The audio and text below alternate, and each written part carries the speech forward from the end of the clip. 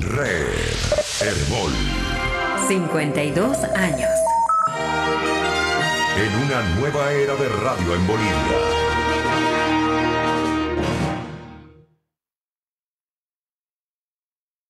La 1:03.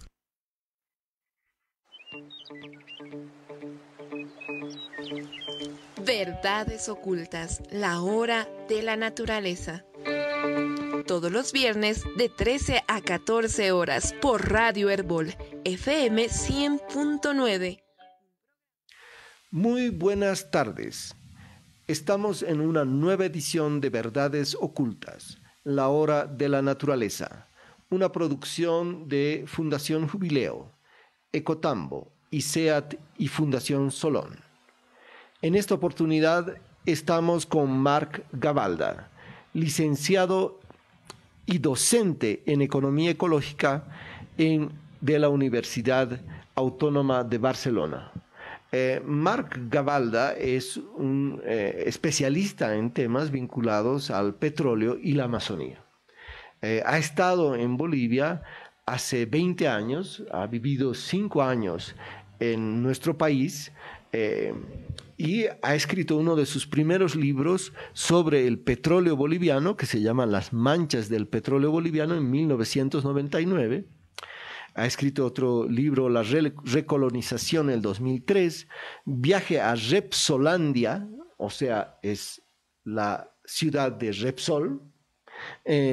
Otro libro que se llama Repsol y EPFB, un discurso socialmente irresponsable.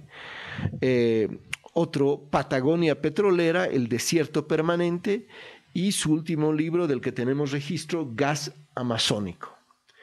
Pero también Marc Gavalda es un productor, un realizador audiovisual, y ha producido varios audiovisuales. Tenemos Vivir sobre el Pozo del 2002, Tentayapi del 2005, Patagonia Petrolera, Los Nahua 20 años después, Alerta Amazónica, uno del 2015 que se llama Asfaltar Bolivia, y uno último que ha venido a presentarlo aquí al país, que se llama Lágrimas de Aceite, y es sobre los rastros del petróleo en la Amazonía. Entonces estamos aquí con Marc Gavalda para hablar de cuáles son los beneficios, los impactos de descubrir petróleo, descubrir gas natural en la Amazonía. ¿Ha sido algo positivo? ¿Ha mejorado las condiciones de vida de la población que vive en esos lugares? ¿Cuáles han sido los impactos ambientales? ¿Qué dicen los actores que han vivido a lo largo de estas décadas el impacto de estos descubrimientos y exploraciones petroleras? Entonces, este programa va a estar dedicado a eso. Como una pequeña introducción, es de destacar que hace pocos días el presidente Evo Morales anunció muy contento de que se iniciaba una exploración del pozo Mayaya aquí en La Paz, y decía que este era el sueño del departamento de La Paz, que se va a hacer realidad. Y que esperan con esta exploración descubrir 15 trillones de pies cúbicos de gas natural y 5.9 millones de barriles de petróleo, ¿no? Lo que más o menos sería un descubrimiento similar al de Camisea en el Perú. Que Camisea, para quienes nos escuchan, es una explotación petrolera que se da en la Amazonía, cerca de Cusco, ¿no? Entonces, estamos aquí con Marc Gavalda. ¿Qué nos dices, Marc? Tú que has recorrido Ecuador, has recorrido el Perú, has recorrido Bolivia, ¿cuáles han sido los impactos, los beneficios que han traído para las poblaciones las explotaciones petroleras en estos países? Bueno, buen día, Pablo, y a toda la audiencia de Herbol que nos esté escuchando. Efectivamente, Pablo, la explotación petrolera tiene unos impactos territoriales agudos y diría hasta irreversibles. Entonces vamos a analizar un poco qué significa la exploración y explotación petrolera en sistemas amazónicos. Recordemos que la exploración petrolera, es decir, ubicar dónde están las reservas más fácilmente extraíbles de lo que los geólogos estiman que puede haber reservas petroleras, se trata de una fase de abrir sendas sísmicas, sendas donde entierran explosivos cada aproximadamente 50 metros, hacen una perforación de un pozo de una profundidad de unos 10 metros, donde ponen explosivos. Esta fase de exploración, que suele durar una temporada de entre 6 meses y un año, tiene un impacto sobre las poblaciones locales en la Amazonía en cuanto es el ingreso y la intervención de su territorio. Recordemos que las poblaciones en la Amazonía tienen una estrecha dependencia y arraigo en su territorio de donde sacan sus recursos y son economías bastante autónomas en cuanto a que los recursos naturales les sirven para su subsistencia. El hecho de abrir sendas y caminos que penetran y abren las fronteras de ingreso a sus territorios, junto con unas plantillas de trabajadores entre 200 puede haber hasta plantillas de cientos de trabajadores que ingresan en el territorio, habitan en él. Y claro, hay un impacto social sobre las poblaciones, ¿no? Una de las cosas que se repite continuamente es el tema de la vinculación de los recursos alimenticios de la población que acaban siendo transferidos a los trabajadores, ¿no? Se incentivan una serie de actividades económicas en cuanto a la venta de la caza o de la pesca para estos trabajadores.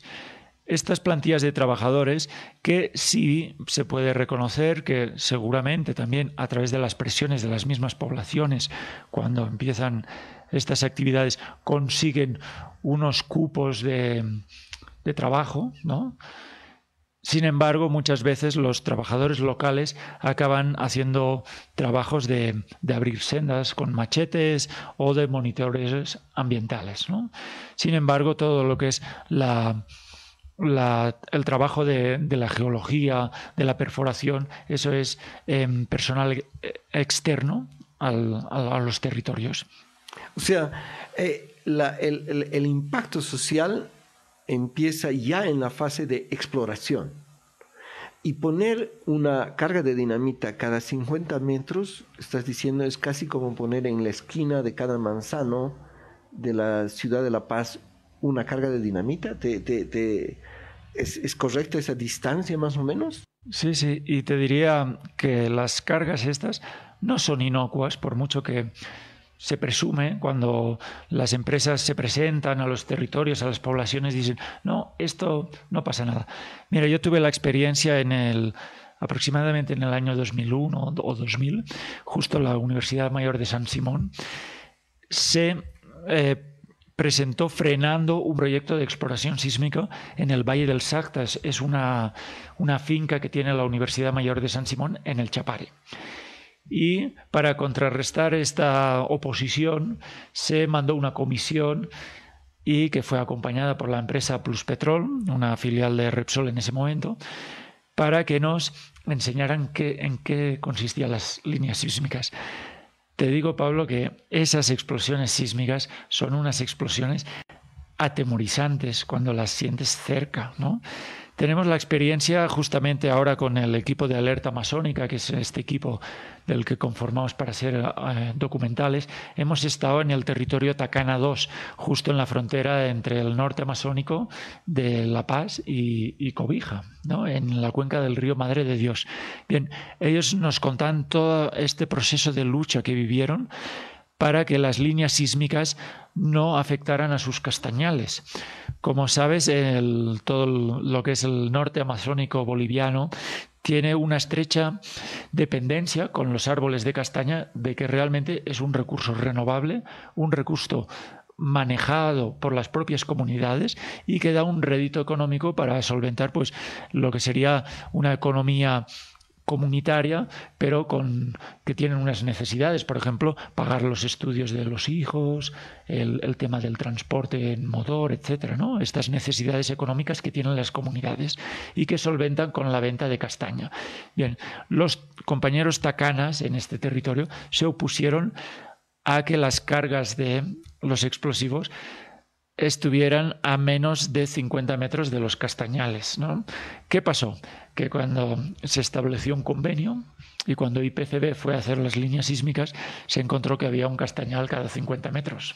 Entonces no podían hacer exploración. Entonces no podían hacer la exploración y se tuvo que renegociar otro convenio y al final podría considerarse un logro de estas comunidades que se organizaron y plantaron cara a IPCB en el año 2016, que lograron que algunas de las líneas sísmicas fueran retiradas fuera del territorio. A ver, el impacto ambiental continuó, fue transferido a otras partes de la Amazonía, pero su territorio de alguna manera fue salvaguardado en cuanto, sobre todo, a la preservación de los castañales, ¿no?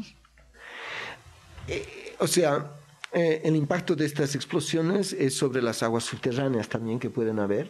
También modificación de cursos de agua, generación de efectos erosivos, daños a la fauna, también las molestias que generan estas explosiones aleja a la fauna, ¿no? Lo cual también aleja los recursos de caza a las comunidades, ¿no? Pero yo diría que el impacto más grande no es solo las explosiones y estos fenómenos erosivos, sino la penetración y la apertura de accesos a los territorios por parte de personas terceras, ¿no? Se ha visto, por ejemplo, en el Chapare, justo comentabas el libro Las manchas del petróleo boliviano, que en el año 97-98 yo estuve recorriendo las líneas sísmicas que abandonó Repsol en el bloque Secue, justamente buscando petróleo en el interior del Tignis. Bien, se veía claramente que estas líneas sísmicas habían sido aprovechadas después para la extracción de madera, para el ingreso de terceros buscando por ahí exploración aurífera en los arroyos y también la colonización, lo que es el polígono 7 del Chapare, que ayudó también a través de las vías de acceso que mejoró Repsol, abriendo un poco más las sendas, etcétera. Eso favoreció también la colonización dentro del Tignis, ¿no? Ahora, ¿qué pasa? Esta es la fase de exploración. Puede ser que esa fase de exploración lleve, como hasta ahora ha sido en el caso del norte de La Paz, a que todavía no se encuentre realmente gas o petróleo. Pero ¿qué pasa? ¿Qué experiencias tienes de cuando se encuentra y se empieza a extraer y explotar el petróleo? Exacto. Mira, quisiera también observar que he notado justamente en estos recorridos que hemos realizado estas semanas, la gente no vincula mucho lo que es la exploración sísmica con lo que significa la explotación de una concesión petrolera, ¿no? Y esto es bastante peligroso, porque las comunidades acaban negociando, defendiendo sus derechos por el tema de la exploración sísmica, pero no lo vincula a lo que viene después. ¿Qué es lo que viene después? Viene la perforación de pozos. Primero se abren perforación exploratoria, que significa que abren un pozo y sacan el recurso hidrocarburífero y lo analizan. Entonces, pinchan la bolsa de petróleo, sacan el petróleo y ven si es un petróleo pesado, si es un petróleo liviano, la presión, etcétera, ¿no? La energía que se necesita, la tasa de retorno energético, eso significa cuánta energía se invierte para extraer ese petróleo y cuánta energía te da el petróleo extraído, ¿no? Bien, los pozos petroleros es una tecnología muy contaminante. El petróleo tiene casi 100 años de historia y lamentablemente no se ha evolucionado en cuanto que la industria petrolera no sea contaminante. Mira, yo llevo 20 años recorriendo explotaciones petroleras en la Amazonía de Colombia, de Ecuador, de Perú y de Bolivia. Todavía no he encontrado una concesión petrolera que no haya contaminado el territorio. ¿Por qué? Cuando se perfora un pozo petrolero, el pozo petrolero, lo que sería el yacimiento, está mezclado lo que se llaman las aguas de formación, lo que se llama el gas Hay varios tipos de gas, hay gas licuado de petróleo, hay líquidos de gas petrolero, que es diferente, y hay crudo, ¿no? Con diferentes densidades. Las aguas de formación, que están mezcladas con el petróleo, son aguas fósiles, aguas que tienen millones de años, son aguas que tienen una carga de metales pesados muy alta, que además están mezcladas con hidrocarburos, que además son aguas muy saladas, ¿no? Estas aguas realmente son muy presentes en el petróleo y fíjate, hay zonas petroleras, por ejemplo en Ecuador, de cada barril de petróleo que se extrae en la superficie salen entre 6 y 16 barriles de aguas de formación, ¿no? De formación fósil. Exacto. Estas aguas durante décadas han sido vertidas a los arroyos, han sido vertidas a las superficies, contaminando los arroyos. Tenemos ríos en la zona del norte de Perú, donde tienen más de 30 años de experiencia petrolera, totalmente saladas, como es el río Corrientes, ¿no? Tenemos ríos donde los pescados ya tienen una acumulación de mercurio, plomo, cadmio, cesio, metales pesados que son transferidos a las cadenas tróficas y, por supuesto, también a las cadenas de alimentación humana. O sea, para los que nos están escuchando, cuando se extrae petróleo, no solo se extrae petróleo, se extrae un agua, para ponerlo en términos simples, contaminada. Correcto. Y esa agua contaminada se la vierte a los ríos, a la naturaleza, a la tierra, y por lo tanto, obviamente, esto significa un foco de contaminación mucho más allá de lo que veremos en el próximo segmento. Pueden ser los efectos concretos de lo que puede pasar cuando hay un desastre en la extracción y en el transporte del petróleo. Vamos a un corte y estaremos volviendo en esta edición sobre extractivismo en la Amazonía. Verdades ocultas, la hora. Verdades ocultas, la hora de la naturaleza. Por Radio Herbol. Y arrancan las inscripciones para la tradicional carrera de cochecitos y motor. Piloto y copiloto pueden inscribirse presentando su carnet de identidad. Hay 5 categorías. Todos los cochecitos deberán estar en perfectas condiciones. Ha sido muy emocionante. No importa ganar. Como vieron también bajadas mortales. Te esperamos en la Dirección de Deportes, Edificio Técnico Municipal, Calle Colombia, esquina Mariscal Santa Cruz, piso 11. O llámanos al 231-5012. La inscripción es gratuita. 18ª carrera de cochecitos y motor. Orgullosos, valientes y libres. Con fuerza, con Ñeque, Gobierno Autónomo Municipal de La Paz. Reunimos a un excelente grupo humano, profesionales con gran experiencia a los que les gusta el trabajo bien hecho. Tenemos un equipo que está en formación continua para aprender nuevos tratamientos y estar al día con las últimas técnicas. El propósito es hacer mejor nuestro trabajo y ofrecerte el mejor servicio. Y este es el resultado. 2016, Premio Empresarial La Paz Líder. 2018, Premio Maya Mejor Empresa de Servicios de Salud Dental. 2019, Premio Maya Mejor Empresa de Servicios de Salud Dental. Y en esta temporada, para que tu sonrisa sea parte de la fiesta del fútbol, Odontomundo te propone la promo por vacaciones de invierno. Ortodoncia, convencional y estética, implantes dentales, blanqueamiento dental con un 50% de descuento. Edificio Alameda, primer mezanín, teléfono 2900-461. Sucursal 1, edificio Multicine, piso 7, teléfono 2430-430. Odonto Kids, piso 4, Multicine y mezanine del edificio Alameda. La consulta es gratuita. Clínica de Especialidades Odontológicas Odontomundo, tu clínica de confianza. En Satélite solo hay un lugar que lo tiene todo. Centro Comercial Gran Plaza. Patio de comidas. Supermercado. Gimnasio. Juegos para grandes, medianos y pequeños. Y nuestro Cine Ball con el estreno de la semana. La vida no es justa, ¿verdad, amiguito? Mientras unos nacen para darse festines, otros pasan su vida en la oscuridad. No regreses en el ciclo de la vida.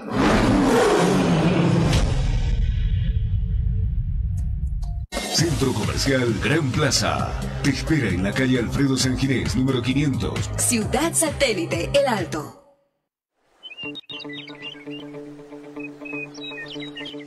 Verdades ocultas, la hora de la naturaleza. Todos los viernes de 13 a 14 horas por Radio Herbol, FM 100.9. Continuamos con Verdades Ocultas. Estamos aquí con Marc Gavalda. para hablar de extractivismo en la Amazonía, el tema de la explotación petrolera en la Amazonía en los casos de Bolivia, Perú y Ecuador. Y estábamos conversando de cuáles son los impactos que tiene extraer petróleo. Veíamos el impacto a nivel de la contaminación del agua. ¿Cuáles son los impactos ambientales que has podido apreciar en estos tus 20 años de recorrido por la Amazonía y en este seguimiento a todos estos emprendimientos petrolíferos y gasíferos en esta región? Mira, Pablo, yo creo que aparte de esta contaminante, la cual explica, lo cual quiero observar que las leyes ahora obligan a hacer pozos de reinyección de agua de formación. Por tanto, si las empresas cumplirían estrictamente las normas ambientales, esas aguas de formación no deberían ser vertidas en las cargas superficiales. Lo que pasa es que estamos hablando de regiones amazónicas muy aisladas, donde no hay testimonio. Y esto es una cosa muy importante, porque las empresas siempre intentan ahorrar sus inversiones porque nadie los ve, ¿no? Entonces hay una cosa que acompaña también al petrolero, el mal manejo de la propia industria, ¿no?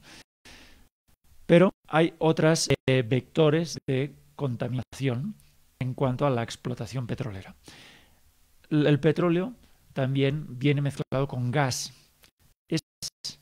Normalmente los pozos de petróleo sacan petróleo y el gas no es comercializable, que es unas líneas de flujo diferenciadas del petróleo. Por tanto, construir un oleoducto y un gasoducto.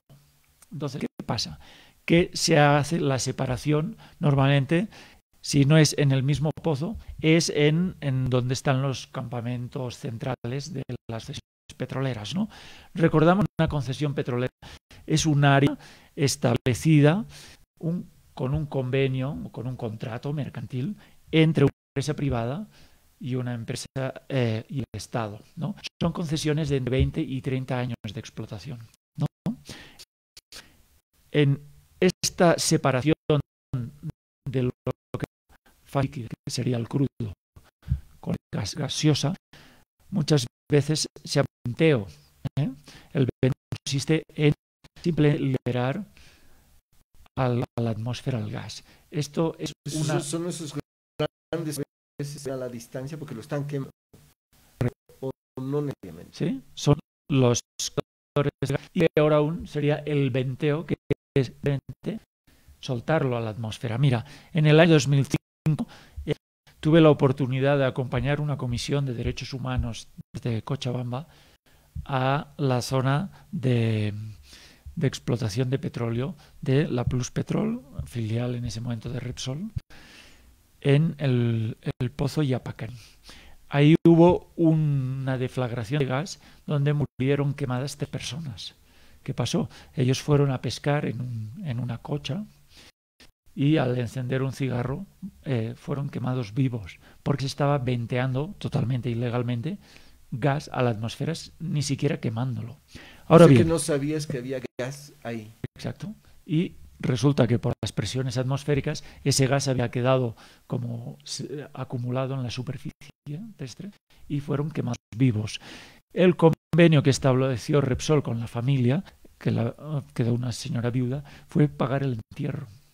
Solo pagar el entierro. Y luego le construyó, creo, una casita, pero fíjense, dio el marido y perdió un hijo y otro quedó totalmente inhabilitado, ¿no? Con quemaduras en todo el cuerpo. Entonces, este es un caso excepcional, no ocurre cada día, pero sucede, ¿no? El tema del venteo del gas y la posibilidad de deflagración. Otro impacto, el tema de los quemadores. También con biólogos de la Universidad de Sanz realizamos un pequeño estudio de cómo los quemadores de gas en la zona de Entre Ríos, en la población de en el Chapo, estaban atrayendo justamente todo lo que es los insectos nocturnos atraídos por la luz, se dirigían a los quemadores y morían socarrados, y era una alfombra de mariposas y otros insectos totalmente cocinados por este olor, ¿no? Pero yo añadiría que el impacto más grande que tiene la explotación petrolera en la Amazonía es este proceso de industrialización que afecta a todo el territorio. Porque el pozo petrolero es una planta de 2 hectáreas, más o menos, pero está conectada a nivel terrestre por carreteras que los vinculan a los campamentos centrales de donde viven los trabajadores y también a todo el transporte de ripos, de maquinaria, de tubos, etcétera, ¿no? Peor aún, cuando eso hemos visto cuando fuimos a inspeccionar todo el polo gasífero de Camisea en la cuenca baja del río Bam, son convertidos en hidrovías, donde hay un tráfico permanente de barcos petroleros que están transportando maquinaria, trabajadores, tubos, etcétera, ¿no? Y estos barcos completamente están contaminando porque el hecho de estar el depósito, ahora lo vacío, etcétera, etcétera, accidentes que producen, ¿no? Hay accidentes fluviales. Entonces hay una serie de denuncias en toda la zona de las poblaciones circundantes al polo gasífero de Camisea de contaminación de los ríos y sobre todo del decrecimiento de la pesca que se ve afectada por todo este. Otro de los impactos es el tema, como decía, de la población que se instala, porque estamos hablando de una actividad industrial que tiene entre 20 y 30 y seguramente más años de vida, ¿no? Entonces se instala y se crean unas microciudades conectadas a las capitales con helipuertos y aeropuertos, porque recordemos que si bien la población local se ve beneficiada, entre comillas, por los trabajos que ofrece la petrolera, sobre todo son trabajos de baja cualificación, ¿no?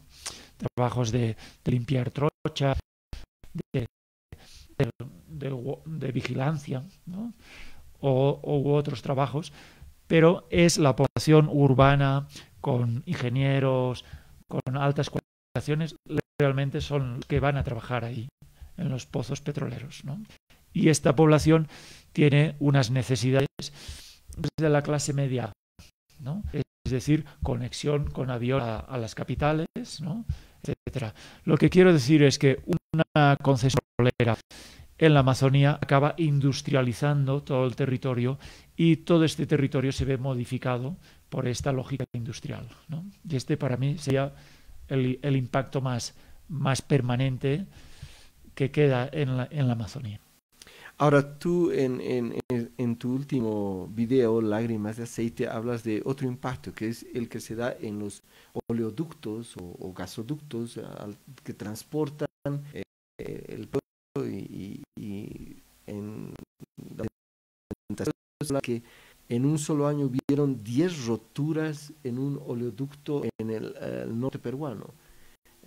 ¿Por qué se da esto? ¿Cómo afecta? ¿Cuál es el impacto? Mira, el oleoducto norperuano es un oleoducto que se construyó en los años 70. Recuerda un poco lo que pasó en Bolivia con el oleoducto Sica-Sicarica. Recuerdan el oleoducto Osa, que fue el gran derrame en el río Desaguadero en el año 99. Recuerdan que hubo un derrame que traspasó toda la cuenca torreica, llegando hasta el lago Popó, contaminando todas las comunidades y todos los regadíos. Entonces, ¿qué quiero decir? La infraestructura petrolera envejece, pero por el camino ha pasado de manos, ¿no? Entonces, en Perú, en los años 70, a través de un crédito japonés, se construyó para la empresa Occidental que pueda desalojar el petróleo que está encontrando en la cuenca alta del río Corriente, río Napo, para exportarlo a través de este oleoducto de 800 kilómetros hasta la costa pacífica y poder dar por mar. Este oleoducto ha cumplido su ciclo de vida, pero ahora ya no hay ninguna empresa que va a hacer otro nuevo oleoducto. Entonces, este oleoducto durante 30 años ha estado transportando petróleo. El petróleo tiene una carga de azufre muy alta, es muy corrosivo, y aunque los oleoductos son unos tubos con un grosor considerable, ¿no?, se acaban corroyendo. Entonces, en Perú el drama es que se sigue explotando petróleo, tienen una estructura muy vieja y denostada que provoca una serie de roturas, ¿no? Entonces, en el año 2016 y 2017 hubo una consecución de petróleo que son completamente cuerpos de agua. Se habla de derrames en algunos casos de 2.000 a 4.000 barriles de petróleo fueron derramados y recorrieron toda la cuenca del río Marañón, primero de afluentes y luego ya el Río Grande. Entonces, nosotros fuimos a allí y recorrimos 7 derrames petroleros, conversamos con las comunidades, vimos varias etapas del derrame. Por ejemplo, llegamos a una comunidad donde el derrame había sido 2 semanas antes. Vimos una mancha de 2 kilómetros de crudo y todavía no ha sido la empresa a retirarlo. ¿Y cuál es la empresa en este caso concreto? Claro, en este caso concreto es la empresa Petroperú, que es la empresa estatal que cuando se retiró la empresa occidental se quedó con la propiedad del oleoducto, ¿no? Entonces aquí vemos también una tendencia que se repite, que es que las empresas privadas sacan los beneficios y lo que se llama la gestión de los pasivos ambientales acaba siendo transfiriendo a los estados, ¿no? O sea, para que la audiencia un poco nos entienda, la parte de mayores beneficios es al principio de una explotación petrolera. Y luego el lidiar con el hecho de que la infraestructura envejece, que tiene cada vez más fallas, producto del tiempo, con el problema de tener que limpiar esos derrames, pasa a ser responsabilidad de la empresa estatal, que acaba haciéndose cargo de lo que fue originalmente una explotación privada.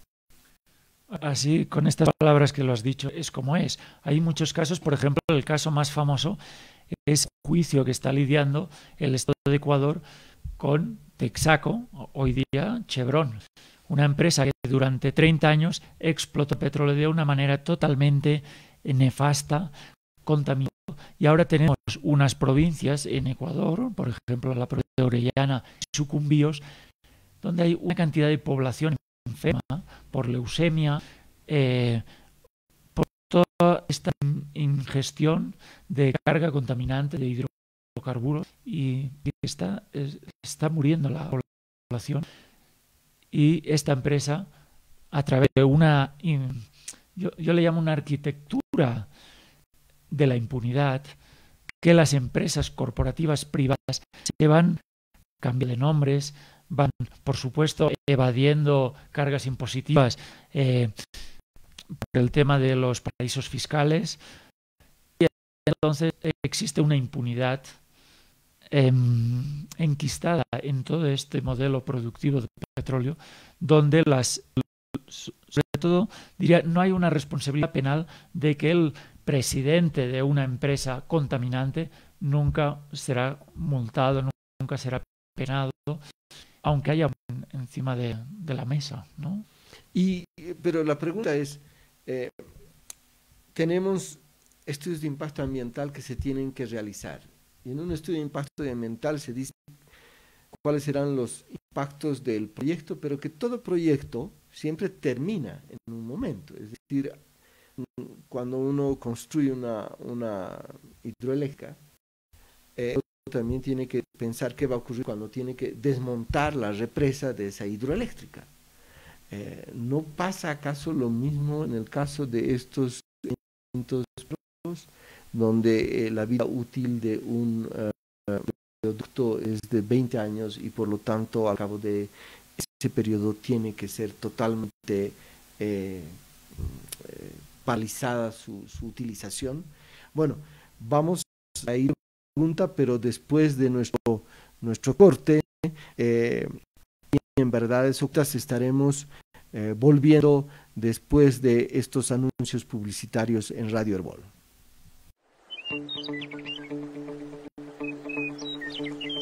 Verdades Ocultas, la hora de la naturaleza. Todos los viernes de 13 a 14 horas por Radio Herbol, FM 100.9.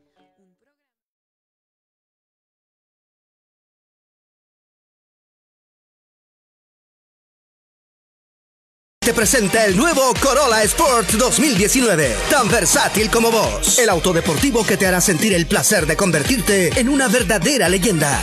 Súbete al carro ganador y llévatelo por solo $24,900. Encuéntralo en todas nuestras agencias Toyota a nivel nacional. Nuevo Corolla Sport. Por algo es Toyota. Las cosas claras para la paz. Todo esto, vecinos, es lo que hacemos con los impuestos y con el esfuerzo propio de los vecinos. El alcalde Luis Arrevilla entregó este jueves el asfaltado de la calle Villa Gómez en la zona Alto Brajes, sectores A y B del macrodistrito sur, junto a obras complementarias. Esta vía se ejecutó con recursos del Plan Operativo Anual de las gestiones 2018 y 2019. A los paseños no nos regalan nada, por si acaso. Todo lo que hacemos es nuestro esfuerzo, es producto de nuestro trabajo. Todas estas obras, si ustedes están viendo, las que están en ejecución, los viaductos, etcétera, todo eso se hace con nuestros impuestos. El alcalde Luis Arrevilla informó que la instalación de las casas prefabricadas para los damnificados del deslizamiento Cantutani, quienes permanecen en carpas en inmediaciones del Puente Libertad, depende de un acuerdo sobre el lugar donde deben instalarse. Para que inmediatamente instalemos las casas prefabricadas, que ya las tenemos a disposición, pero que nos tenemos que poner de acuerdo en el lugar. Orgullosos, valientes y libres. Las cosas claras para la paz. En tus comidas y en los postres, servido a la sartén, 8 huevos por semana te hacen bien. El huevo es un alimento nutritivo, económico y fácil de preparar. Ideal para todos en casa, niños, jóvenes, adultos, mujeres embarazadas y nuestros abuelos. En tus comidas y en los postres, servido a la sartén, 8 huevos por semana te hacen bien. Visita nuestra página en Facebook, El Huevo, y descubrí todos sus beneficios y formas de prepararlo. 8 huevos por semana te hacen bien. Te lo recomienda Ada.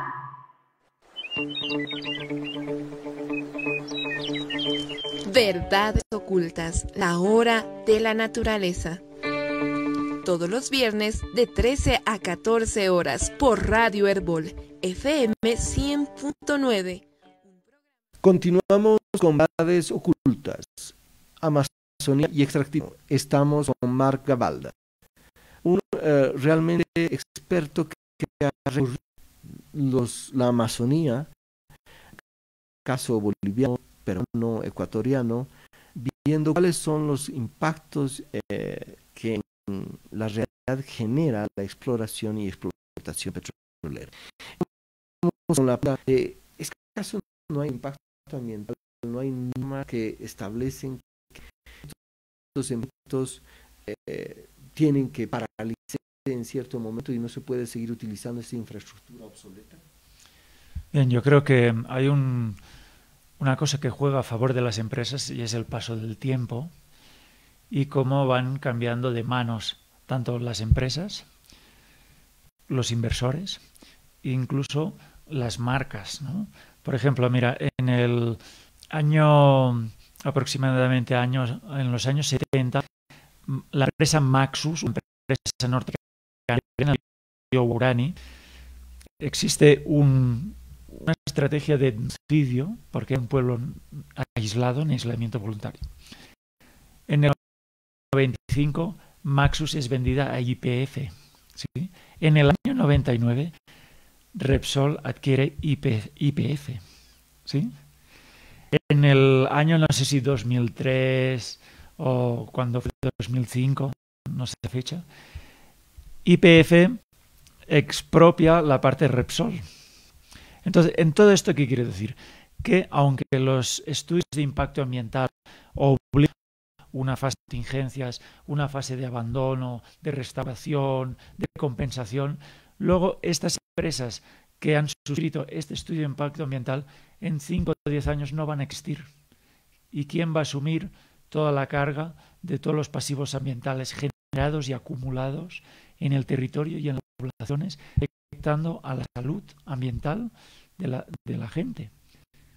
Pues un Estado que evidentemente es un Estado que normalmente, como ha promovido esta industria, es un Estado con una ideología extractivista y con una visión muy rebajada de lo que son los estándares ambientales, de los derechos a la salud de las poblaciones, que no los va a defender a estas poblaciones. Pero bueno, si vamos al anuncio de Evo Morales cuando que se va a iniciar la explotación del pozo Mayaya, lo que dice es, bueno, este es el modelo extractivista, y el modelo extractivista es bueno porque significa aprovechar nuestros recursos naturales. Si no aprovechamos esos recursos naturales, bueno, no se pueden construir escuelas, postas sanitarias, no va a haber desarrollo económico en el país. Entonces, aunque él no lo dice con esas palabras, pero estos impactos que tú cuentas son los impactos que sí pueden existir, pero son menores en relación al gran beneficio que trae a la economía nacional del país, sin la cual el desarrollo de nuestros países no es posible. Entonces no es, como se diría, una suerte de pequeño mal necesario para un beneficio mayor.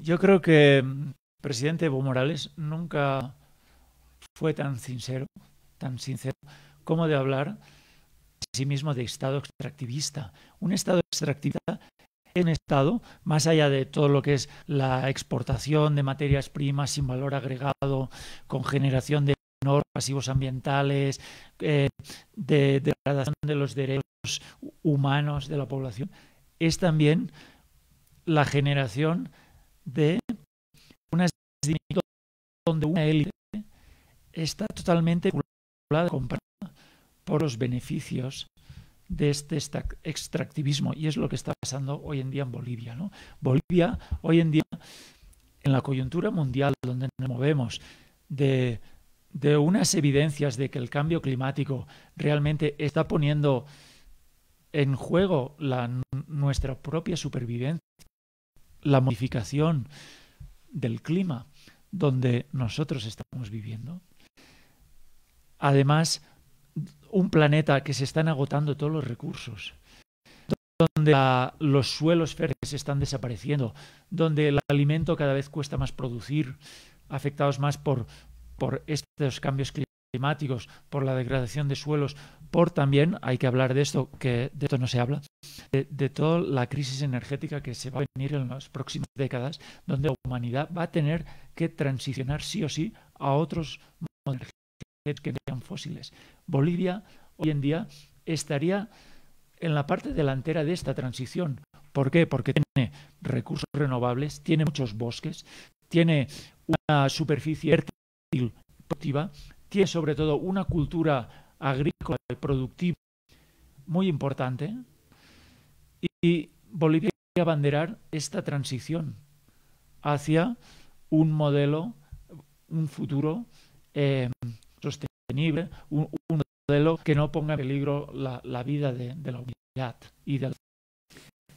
Lo que diría un funcionario del gobierno es, está bien, pero ¿de qué va a vivir Bolivia si no exporta? ¿Y qué exportaríamos si no exportamos gas natural, ¿no? O sea, el sueño del gobierno de Evo Morales, pero también de todos los partidos de la oposición, es que se encuentre más gas en Bolivia, aumenten las reservas y se pueda exportar más, porque eso significa más regalías que van a beneficiar a municipios, universidades, gobernaciones y al Estado en su conjunto. Entonces, en esa transición de la que hablas, ¿cómo generar recursos económicos si es que no se va a llevar adelante esta exportación de materias primas, ya sean hidrocarburíferas o mineras, o de la gran agroindustria? Yeah. Bueno, una transición creo que no es un portazo de un día para otro, ¿no?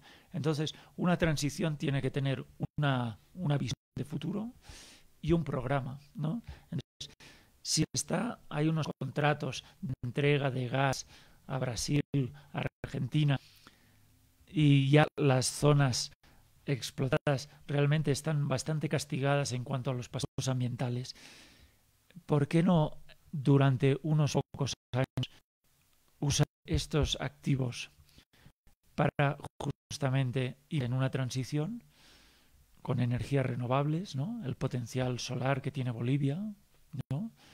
Las microhidroeléctricas, ¿no? Por el potencial que tiene de desnivel en las cuencas andinas, ¿no? Y sobre todo fortalecer modelos productivos de autogestión basada en el desarrollo local. No hay que esperar seguir exportando los recursos, empobreciendo a los suelos, empobreciendo a los bosques, creando actividades irreversibles que luego va a generar un desierto en cuanto a la agricultura, a los suelos, etcétera, fomentando la migración de las zonas rurales a ciudades para crear bolsones de pobreza.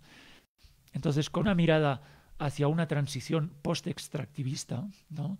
Durante unos años de transición, justamente, debería invertir todos estos recursos que se están sacando para justamente invertirlos en energías renovables, en desarrollo rural, local, en educación, para estar bien preparados para toda esta crisis climática que se está acercando y acentuando día a día, ¿no?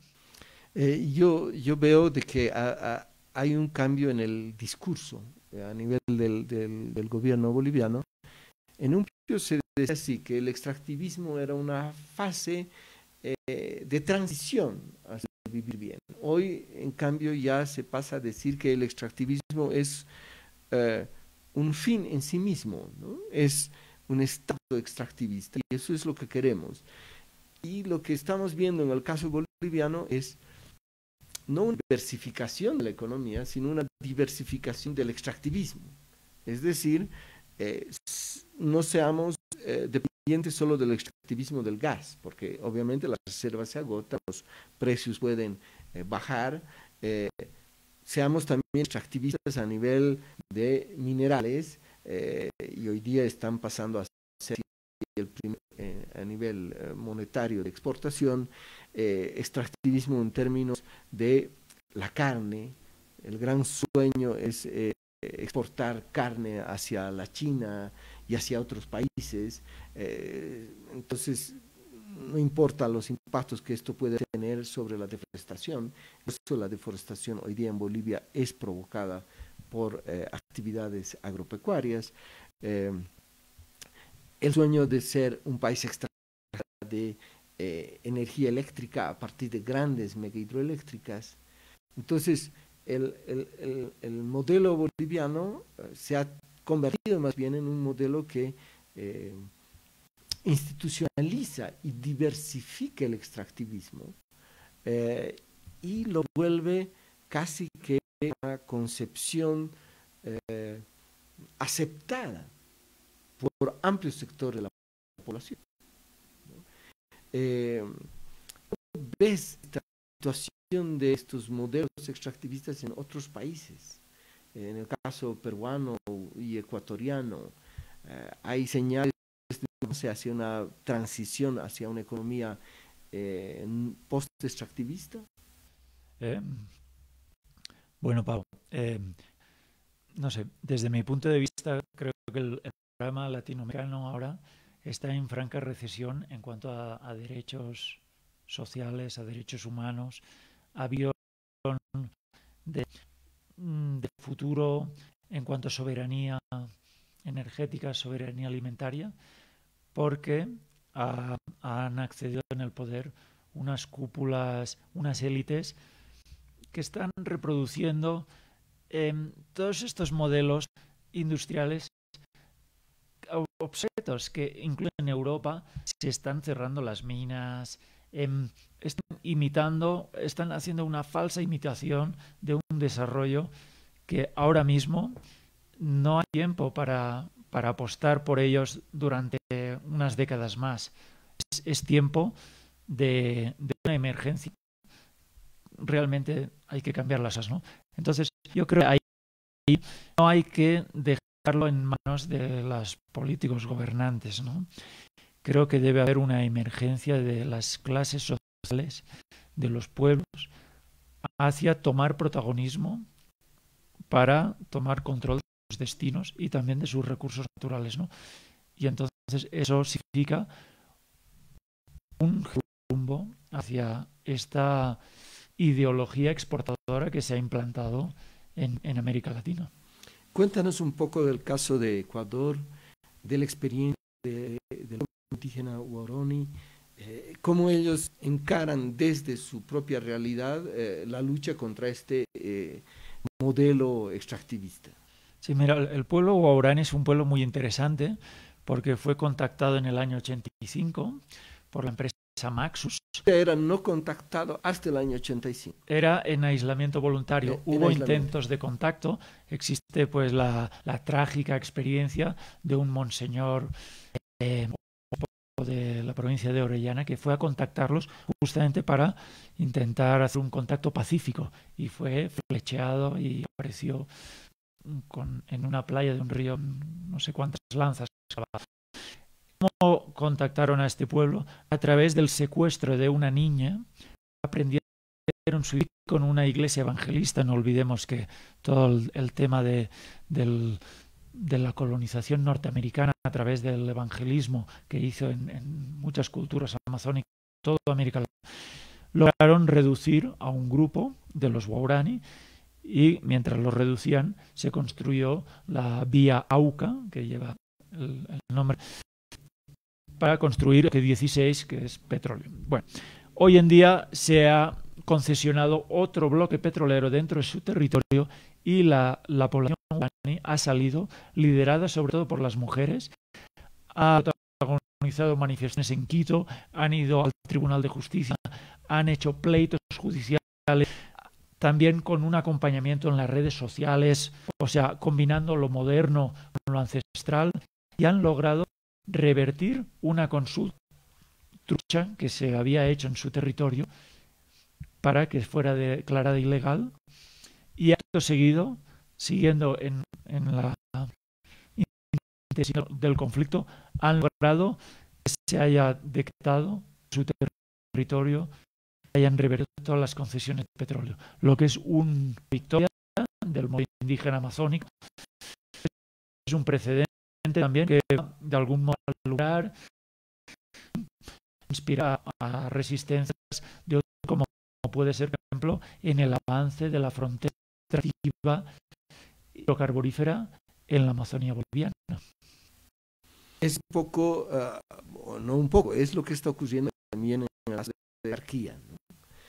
Una situación muy compleja, porque hay una resistencia de las comunidades campesinas, pero también hay un accionar desde el gobierno de irlas dividiendo, comprando dirigentes, debilitándolas. Esto es algo que lo estamos viviendo aquí en Bolivia, una resistencia heroica, pero en una situación en la que poco a poco la misión de encontrar nuevas reservas de gas, exportarlas sobre todo para poderlas comercializar, va ganando cada vez más influencia. Estamos prácticamente en la recta final del programa. ¿Qué es lo que quisieras tú decir en tus palabras finales? Bueno, gracias sobre todo por la oportunidad de comunicación en Bolivia.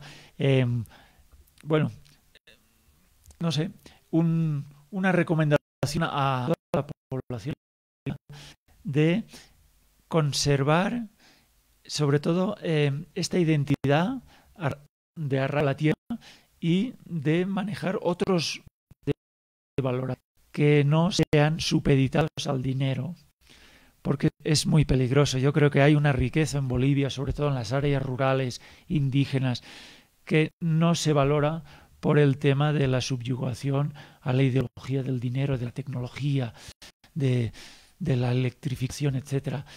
Y creo que hay un poder muy grande desde las bases arraigadas al territorio, de poder conservar lo que tienen y un desarrollo endógeno en estas comunidades, ¿no?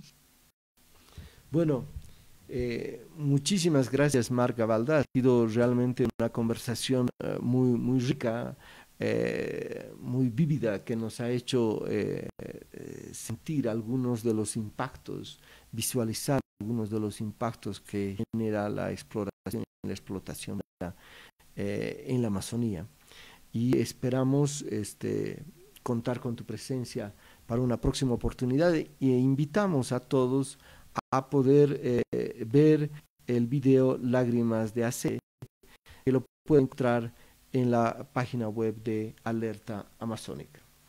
Será hasta una próxima oportunidad en el programa Verdades Ocultas, la hora de la naturaleza, una producción del Grupo de Trabajo de Cambio Climático y Justicia. Hasta el próximo viernes.